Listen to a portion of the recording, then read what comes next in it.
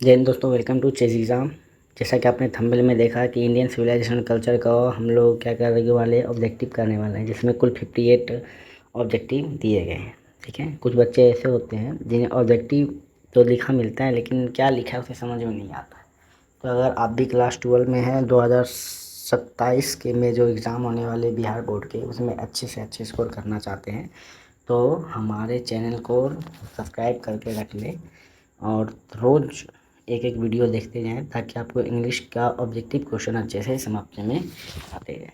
तो हमने पहला चैप्टर उठाया है इंडियन सिविलाइजेशन एंड कल्चर। ठीक है, पहला चैप्टर क्या है? इंडियन सिविलाइजेशन एंड कल्चर, जिसका मतलब होता है भारतीय सभ्यता और संस्कृति। ठीक है, मैं फिर से पूछा, इंडियन सिविलाइजेशन एंड कल्चर का मतलब क्या होता है? भारतीय सभ्यता और संस्कृति। ठीक है, इसमें आपका ये पहला क्वेश्चन क्या है? पहला क्वेश्चन क्या है? Gandhi ji completely dominated Indian politics.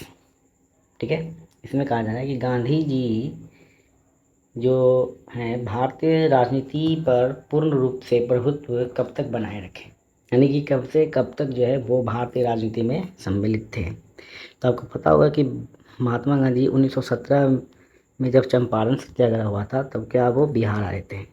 ठीक है, और 1947 में हमारा देश आज़ाद हुआ था। मतलब क्या है? Gandhi ji completely dominated Indian politics का जो आंसर हो जाएगा, आपका आंसर हो जाएगा ऑप्शन नंबर बी। ठीक है, option number B 1900 option number B 1917 से लेके 1947 तक। आगे क्वेश्चन नंबर 1 आपको समझ में आ गया होगा। अब चलते क्वेश्चन नंबर 2 की ओर। क्वेश्चन नंबर 2 में है the last of the pre historic event was. ठीक है, प्री हिस्टोरिक इवेंट यानी प्राचीन काल में जो इवेंट हुआ करता था उसका अंतिम, लास्ट का मतलब क्या होता है? लास्ट का मतलब पूछा जाए अंतिम जो इनोवेशन था वो क्या था। ठीक है, तो आपको पता है सबसे पहले आग की खोज हुई थी, उसके बाद पहिया का खोज हुआ, ऐसे चलते चलते चलते जो अंतिम जो खोज था वो कौन सा था, ये पूछ रहा है। तो ऑप्शन में क्या है? हंटिंग, राइटिंग, कुकिंग, टेमिंग यानी टीमिंग। तो वो लोग क्या कर रहे थे? हंटिंग तो करते ही थे, कुकिंग भी करते ही थे, टीमिंग भी करते ही थे, लेकिन उसे लिखना, ठीक है, लिखना कब आया? तो वो सबसे बाद में आया। ठीक है, तो क्वेश्चन नंबर 2 का जो सही आंसर हो जाएगा वो हो जाएगा ऑप्शन नंबर सी। क्या है? राइटिंग। आपको क्वेश्चन नंबर 2 समझ में भी आ गया होगा। चलते हैं क्वेश्चन नंबर 3 में। क्वेश्चन नंबर 3 में लिखा गया है, क्वेश्चन नंबर 3 में है, ठीक है, क्वेश्चन नंबर 3 क्या है? The food in Indian villages were served on dash leaves. मतलब क्या है कि भारतीय गांवों में जो भोजन परोसा जाता है वो किसके पत्तों पे परोसा जाता है? ठीक है, आपने भी देखा होगा, क्या वो पपाया, पपाया मतलब क्या होता है? पपीता, पपीता के पत्तों पे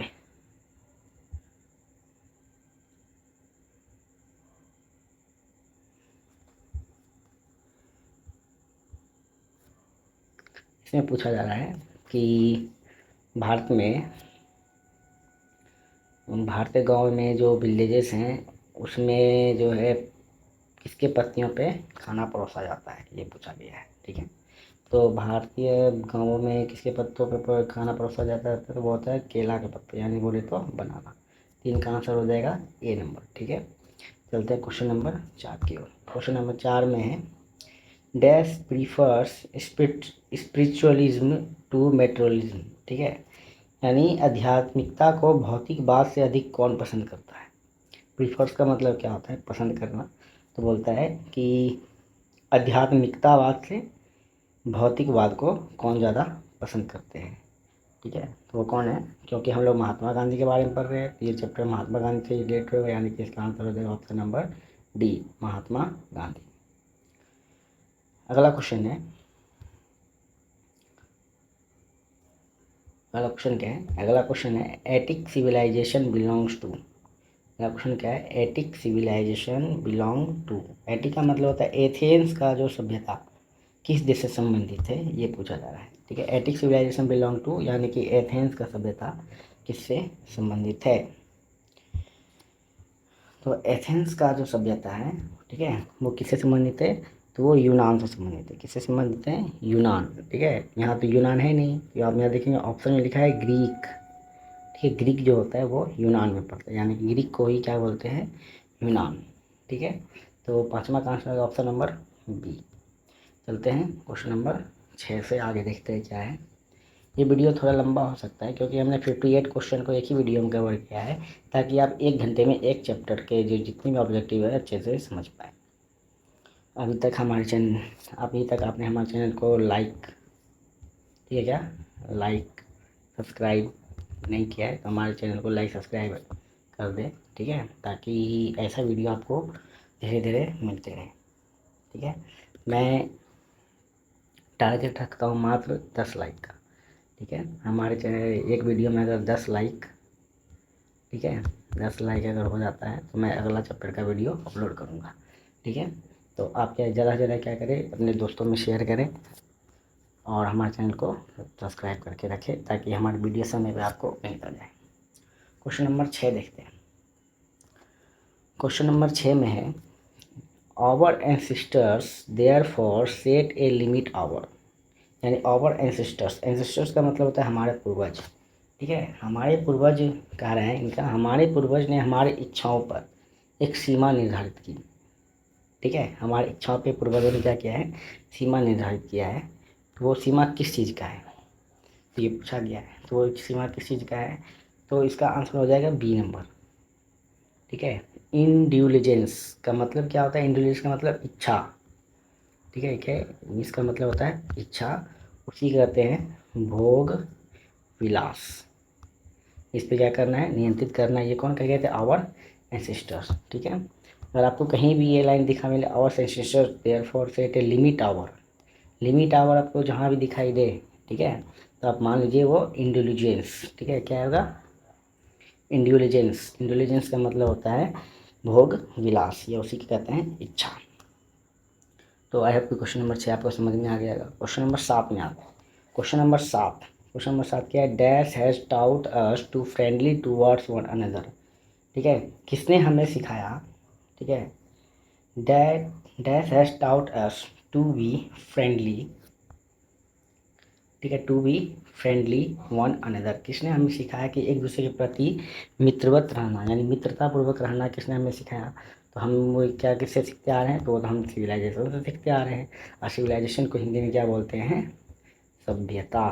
ठीक है, हम लोग क्या करें? सभ्यता इसी से ही सीखते हुए आ रहे हैं। ठीक है, तो इसका आंसर नंबर हो जाएगा 7 का नंबर डी। ठीक है, चलते हैं क्वेश्चन नंबर 8 की ओर। क्वेश्चन नंबर 8 क्या है? क्वेश्चन नंबर 8 में है civilization helps in the development of, यानी कि सभ्यता जो है किसके विकास में सहायता करती है? ये इसका क्या होता है? हिंदी मीनिंग होता है। क्वेश्चन नंबर 8 में civilization help in the development of, यानी सभ्यता जो है किसके विकास में सहायता करती है? हमारा सही आंसर हो जाएगा इसका स्पिरिचुअलिज्म। ठीक है, सही आंसर क्या होगा? स्पिरिचुअलिज्म। मतलब क्या होता है? आध्यात्मिकता। स्पिरिचुअलिज्म का मतलब क्या होता है? आध्यात्मिकता। ठीक है, स्पिरिचुअलिज्म का मतलब क्या होता है? आध्यात्मिकता। ठीक है, आपको जिस जिस वर्ड का हिंदी नहीं मालूम है, ठीक है, वो आप लिख भी सकते हैं। क्वेश्चन नंबर 8 हो गया हमारा कंप्लीट। क्वेश्चन नंबर 8 के बाद आता है क्वेश्चन नंबर 9। ठीक है, क्वेश्चन नंबर 9 क्या है? According to Gandhi mind is a. ये क्या है? ये वर्ड आधा है, इसे क्या करना है? पूरा करना है। तो जब ये बुक पढ़ेंगे तो उसमें आपको ये वर्ड लिखा हुआ मिलेगा, इसका 2 वर्ड जो क्या है गायब है। ठीक है, according to Mahatma Gandhi mind is a. तो माइंड बोलते हैं तो वो हम महात्मा गांधी कहते हैं हमारा माइंड कैसा है? तो हमारा माइंड जो होता है वो बेचैन पक्षी के जैसा होता है, जिसे हम लोग क्या कहते हैं? Restless bird. जिसका आंसर हो जाएगा ए नंबर, माने तो बेचैन पक्षी के जैसा। आई होप कि क्वेश्चन नंबर 9 तक आपको समझ में आ गया होगा। आगे बढ़ते क्वेश्चन नंबर 10 में। क्वेश्चन नंबर 10 है कि in no civilization have all man attendant. इसका मतलब क्या है? कि किसी सभ्यता में मनुष्य ने क्या प्राप्त कर लिया? ठीक है, किसी सभ्यता में मनुष्य ने क्या प्राप्त कर लिया। ठीक है, इसका सही आंसर क्या होगा? प्रेफिक्शन। ठीक है, क्या होगा इसका सही आंसर? प्रेफिक्शन। प्रेफिक्शन का मतलब क्या होता है? प्रेफिक्शन का मतलब होता है पूर्णता। ठीक है, सभ्यता से हम लोगों ने क्या प्राप्त कर लिया है? पूर्णता। ठीक है, क्योंकि हम सभ्यता जब हमारे पास आया तब क्या हो गया? हम लोग पूर्ण हो गए, क्योंकि हम लोग पहले पूर्ण नहीं थे। हम लोग शिकार करते थे, जंगलों में रहते थे, पूर्ण पत हम लोग नहीं रहते थे, इसीलिए क्या है? सभ्यता इसका आंसर है। Question number 11। क्वेश्चन नंबर 11 क्या है? The Gandhi ji equivalent for civilization means, यानी कि Gujarati equivalent for civilization means, Gujarati में सभ्यता का समानार्थ क्या है? ठीक है, गुजरात में जो है सभ्यता को समानार्थी शब्द क्या कहा जाता है, ये पूछा गया है। ठीक है, 11 का आंसर जो होगा वो होगा गुड कंडक्ट। ठीक है, अच्छा आचरण, अच्छा व्यवहार। ठीक है, Gujarati equivalent for the civilization means 11 का जो आंसर होगा वो आपका होगा सी नंबर, गुड कंडक्ट, जिसका मतलब होता है, गुड कंडक्ट का मतलब होता है अच्छा आचरण। आचरण, ठीक है, अच्छा आचरण होता है गुड कंडक्ट का मतलब। क्वेश्चन नंबर 11 खत्म हो गया है, चलते क्वेश्चन नंबर 12 में। क्वेश्चन नंबर 12 है, क्वेश्चन नंबर 12 को पढ़ते हैं। क्वेश्चन नंबर 12 है, civilisation is the mode of conduct which points out to mean a path of duty is form. मतलब कहने का मतलब क्या है? सभ्यता वह आचरण है जो मनुष्य को कर्तव्य के मार्ग की ओर ले जाता है। यह कथन किसका है? ठीक है, या किससे लिया गया है? ये जो लाइन लिखा गया है, civilisation is the mode of conduct with notes out the path of duty, यानी कि ये शब्द जो है, ठीक है, ये वाक्य जो है ये किससे लिया गया है? तो हम लोग क्या पढ़ रहे हैं? Indian civilisation and culture. तो इसका आंसर क्या हो जाएगा? Indian civilisation and culture. ठीक है, क्वेश्चन नंबर 12 कंप्लीट हुआ। ऑब्जेक्टिव नंबर क्वेश्चन नंबर देखते हैं 13। 13 में लिखा है कि some of the intimate and brilliant results modern innovation are to madden the resist is form. इसमें 13 नंबर भी कहा गया है कि ये जो लाइन है किससे लिया गया है। जहाँ पे आप ध्यान दीजिएगा, जहाँ पे मॉडल का बात करते हैं, मॉडर्न का, ठीक है, और मेडिंग का, यानी मॉडर्न का बात कर रहा है तो सिविलाइजेशन भी क्या हो रहा है? वो मॉडर्न हो रहा है। तो मतलब क्या है कि अगर आपको ये लाइन कहीं दिखा मिले तो आपको आंसर सही क्या करिएगा? इंडियन सिविलाइजेशन एंड कल्चर सही करिएगा। क्वेश्चन नंबर 13 कंप्लीट हो गया। चलते हैं क्वेश्चन नंबर 14 की ओर। Question number 14। क्वेश्चन नंबर 14 में क्या है कि the more we indulge in our passion the more, ठीक है, क्या लिखा है?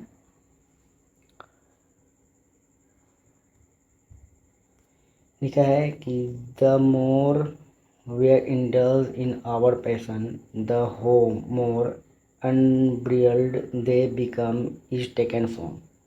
यानी कि इसमें भी बताया गया है कि ये वाला जो पूरा वर्ड है, ठीक है, ये जो यहाँ से यहाँ तक हमने पढ़ा, ये कहाँ से लिया गया है? ये भी क्या है? ये भी पार्ट है इंडियन सिविलाइजेशन एंड कल्चर का, बोले तो भारतीय सभ्यता और संस्कृति का। आई होप आपको क्वेश्चन नंबर 14 भी समझ में आ गया होगा। चलते हैं क्वेश्चन नंबर 15 में। क्वेश्चन नंबर 15 का आ गया है कि dash were satisfied with true home rule. ठीक है, ट्रू होम रूल के बारे में बात किया गया है यहाँ पे। बताया गया कि सच्चे स्वराज से संतुष्ट थे। ठीक है, कौन संतुष्ट थे? सच्चे स्वराज। ठीक है, होम रूल का मतलब होता है सच्चे स्वराज से क्या थे? कौन संतुष्ट थे? तो सच्चे स्वराज से कौन संतुष्ट थे? तो हमारे पूर्वज लोग संतुष्ट थे, इसलिए इसका आंसर होगा our ancestors. Question number 15 complete हो गया। क्वेश्चन नंबर 16 का, अभी तक आपने हमारे चैनल को सब्सक्राइब नहीं किया है तो हमारे चैनल को सब्सक्राइब कर ले, और कमेंट में ये करके बताएं कि आपको एक बार में कितना ऑब्जेक्टिव चाहिए। ठीक है, जिसमें मैं आपको अच्छे से समझा सकूँ। क्वेश्चन नंबर 15 खत्म हो गया। क्वेश्चन नंबर 16 में। क्वेश्चन नंबर 16 है इंडिया रिमेन्स। ठीक है, क्वेश्चन नंबर 16 क्या है?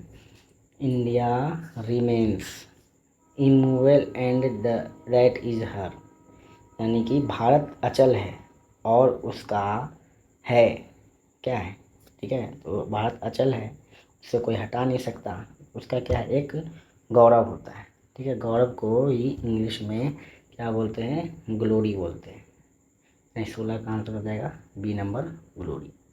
Question number 17, the sentence after all there something is Hinduism that has kept a life up till now taken from.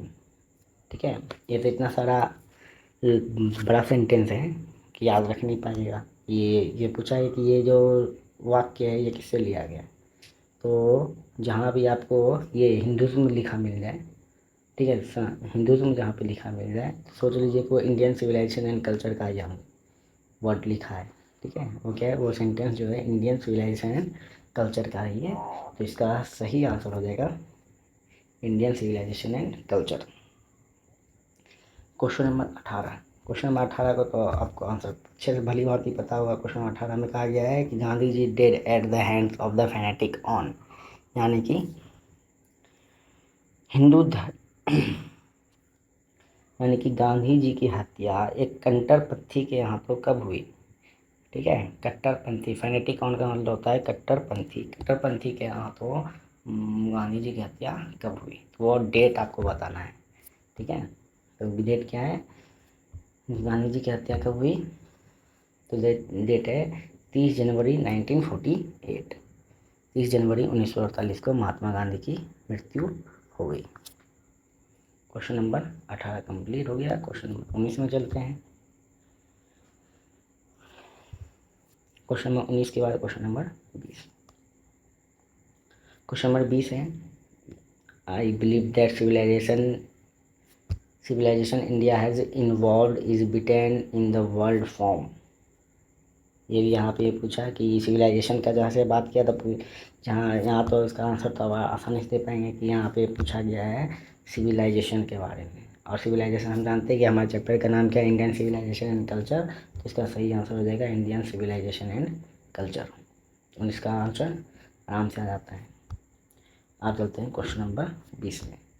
लिखा है कि our forefathers did not invent machinery because, यानी कि हमारे पूर्वज ने मशीनरी का आविष्कार नहीं किया क्योंकि, हाँ, जैसे हम लोग अभी मशीन पे मशीन बनाते जा रहे हैं, हमारे पूर्वज भी तो सोचे होंगे कि कभी मशीन बन जाए, लेकिन उन्होंने मशीन का आविष्कार नहीं किया क्योंकि। ठीक है, क्योंकि, तो यहाँ आंसर है ऑप्शन नंबर ए। बोलते they knew we would become slaves, क्योंकि वो जानते थे क्योंकि आगे चल के वे क्या बन जाएंगे? गुलाम बन जाएंगे। इसीलिए उन्होंने मशीनरी का जो है आविष्कार नहीं किया। 21 में यही कहा है। अब चलते हैं 22 में। लिखा है 22 में है कि Mahatma Gandhi was written the lesson, यानी महात्मा गांधी ने कौन सा लेसन बोले तो अध्याय लिखा। तो हम लोग पढ़ रहे हैं इंडियन सिविलाइजेशन एंड कल्चर। इस ऑप्शन में भी लिखा है इंडियन सिविलाइजेशन एंड कल्चर, मतलब महात्मा गांधी ने कौन सा लेसन लिखा है? Indian civilisation and culture. Question number 20 complete. चलते हैं क्वेश्चन नंबर 21 कंप्लीट हो गया। क्वेश्चन नंबर 22 में। क्वेश्चन नंबर 22 है फराहोज where rules ancient.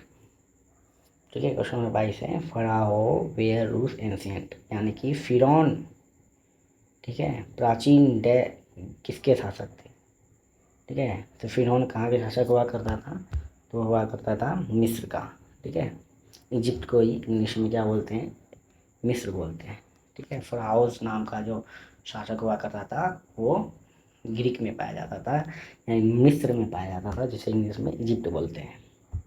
Question number 22 complete. अब क्वेश्चन नंबर 23 में लिखा है कि वेयर रूल्स ऑफ इजिप्ट, इसी का क्या है? क्वेश्चन नंबर 22 का ही उल्टा है क्वेश्चन नंबर 23।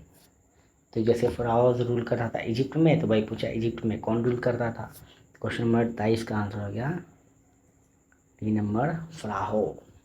फ़राओ नाम का राजा हुआ करता था जो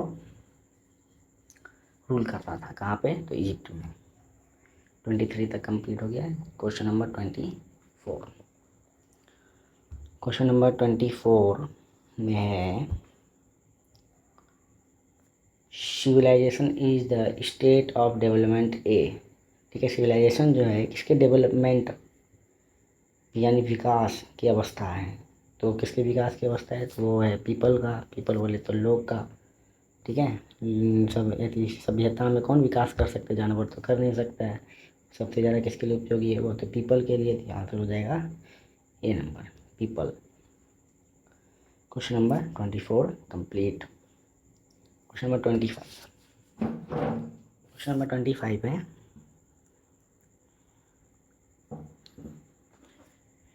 Gibbon is associated with. Question number 25 है गिब्बन इज एसोसिएटेड विथ यानी कि जैसे फराहो का नाम था, कोई शासक हुआ करता हो, ऐसे गिब्बन भी कोई शासक है। ठीक है, तो वो कहाँ से बिलोंग करता है, वो बिलोंग करता है इटली से। ठीक है, फराहो इजिप्ट से, तो गिब्बन कहाँ से, इटली से बिलोंग करता है। तो आंसर नंबर 25 का हो जाएगा ए। 25 के बाद 26 में European civilization will mean for India.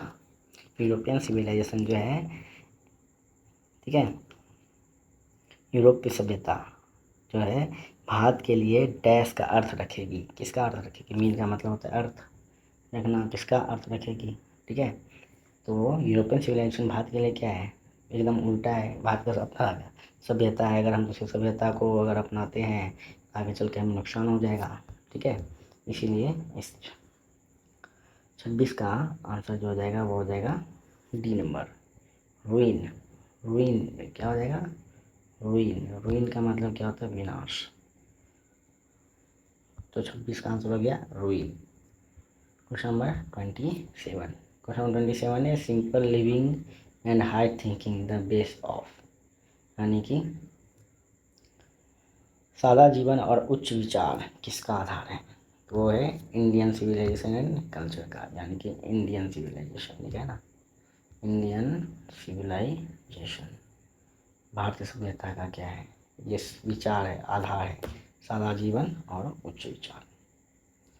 Question number 28। Question number 28 है Indian glory is. Question number 28 है Indian glory is that is it. कहने का मतलब क्या है कि भारतीय सभ्यता यानी भारतीय गौरव, ठीक है, कैसा है, तो भारतीय गौरव जो है कैसा है, तो वो होता है इमूवेबल, बोले तो अचल। भारतीय सभ्यता गौरव कैसा है, वो अचल है। यानी 28 का आंसर हो गया इमूवेबल। अब चले क्वेश्चन नंबर 29। क्वेश्चन नंबर 29 में है dash was spiritual leader then a politician. यानी कि एक राजनीतिक की अपेक्षा आध्यात्मिक नेता कौन थे। तो हम लोग पढ़ रहे किसके बारे में, महात्मा गांधी के बारे में। तो आंसर हो गया हम लोग का सी number Mahatma Gandhi. Question number 29 का आंसर है सी नंबर महात्मा गांधी। 29 के बाद 30। ठीक है, वीडियो ज़्यादा लंबा हो जाएगा इसलिए आज हम 30 तक ही करेंगे। उसके बाद नेक्स्ट वीडियो में आगे का क्वेश्चन करेंगे, यानी 28 क्वेश्चन बच जाएगा। 28 क्वेश्चन हम लोग करेंगे आगे के वीडियो में। तो अगला क्वेश्चन क्या है, लास्ट क्वेश्चन अभी कर रहे हैं इस वीडियो का। लिखा है कि my experiments with the truth was written by. यानी कि सत्य के साथ मेरे प्रयोग। ठीक है, माई एक्सपेरिमेंट विद ट्रूथ जो है इसका मतलब क्या होता है, सत्य के साथ मेरे प्रयोग। जिसके द्वारा लिखा गया है तो वो लिखा गया है महात्मा गांधी के द्वारा। यानी 29 का आंसर हो गया बी नंबर।